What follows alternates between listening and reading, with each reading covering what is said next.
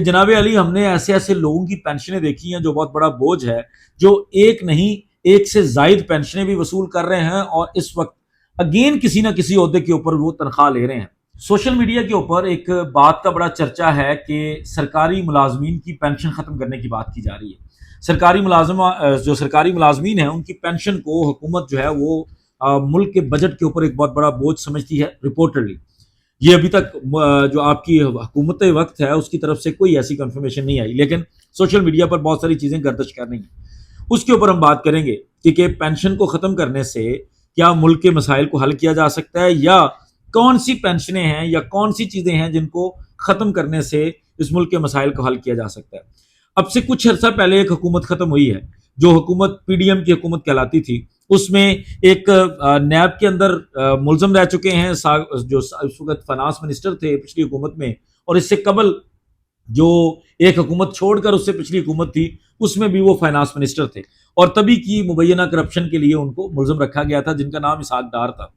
इसहाक डार साहब की तरफ से पार्लियामेंट के फ्लोर के ऊपर खड़े होकर एक बात कही गई जो खैर वो पूरी नहीं कर सके, और लगता यह है कि कोई भी हुकूमत पूरी नहीं कर सकेगी, कि जनाब अली, हमने ऐसे ऐसे लोगों की पेंशनें देखी हैं जो बहुत बड़ा बोझ है, जो एक नहीं एक से जायद पेंशनें भी वसूल कर रहे हैं और इस वक्त अगेन किसी ना किसी ओहदे के ऊपर वो तनख्वाह ले रहे हैं। मैं आपके सामने रखूंगा कि इसके अंदर कोई एक महकमा शामिल नहीं है, इसमें खाली फौजी जर्नैल शामिल नहीं है, इसमें हमारे जजेस भी शामिल हैं, इसमें आपके ब्यूरोक्रेट्स भी शामिल हैं, इसके अलावा और भी कई तबकों के लोग हैं जिन्होंने इस तरह की चीज़ों में फ़ायदे उठाए हैं। ये बात हो रही है कि जब भी कोई बंदा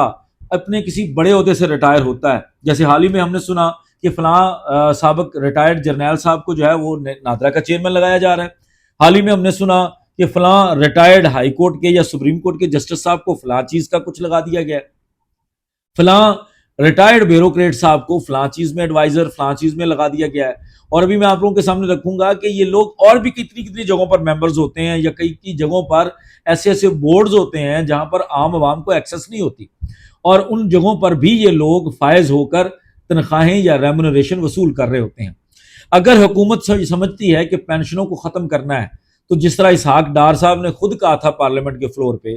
तो आपको देखना है कि कोई बंदा एक से जायद पेंशन वसूल कर रहा है कि नहीं कर रहा, और आपको नजर आएगा अगर ऐसी चीज़ों को पब्लिक कर दिया जाए तो आप हैरान रह जाएंगे कि कितने लोग एक दो नहीं तीन तीन पेंशनें भी वसूल कर रहे हैं और एक और नौकरी के ऊपर तनख्वाह भी वसूल कर रहे हैं।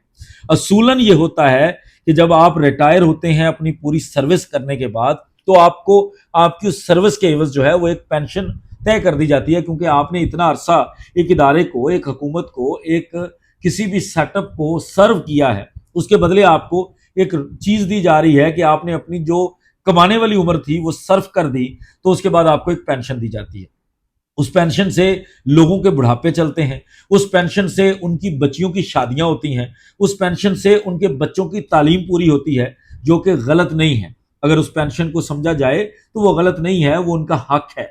और ये अरसा दराज से सिर्फ यहां नहीं बाहर भी सिस्टम चल रहा है। लेकिन ये कहीं सिस्टम नहीं चलता कि आप जज साहब रिटायर होते हैं, जज जनरल साहब रिटायर होते हैं, ब्यूरोक्रेट साहब रिटायर होते हैं, और उनको एक और बड़ा ओहदा दे दिया जाता है। उस ओहदे की वो तनख्वाह भी लाखों में वसूल करते हैं। आपको अंदाजा नहीं है कि आपके मुल्क में ऐसे ऐसे ओहदे भी हैं जिसकी तनख्वाहें 6-7 मिलियन भी है उसके सरबराहान की तनख्वाहें। और आप कभी किसी इदारों के बोर्ड मेंबर्स को उठा के देखें, कोई एडवाइजर्स को उठा के देखें, तो वहां आपको ऐसे ऐसे चेहरे मिलेंगे। यानी अब से कुछ अर्सा पहले मैंने पंजाब हेल्थ केयर कमीशन का एक बोर्ड देखा जिसमें समी इब्राहिम जो एक जर्नलिस्ट हैं उनको भी शामिल किया गया था। इस तरह मैंने हाल ही में पाकिस्तान जो टेलीकम्युनिकेशन कंपनी आपकी पीटीसीएल है उसका बोर्ड देखा, तो उसके अंदर आपके आहत चीमा साहब भी मेंबर थे। इस तरह आपको बड़े बड़े लोग नजर आएंगे,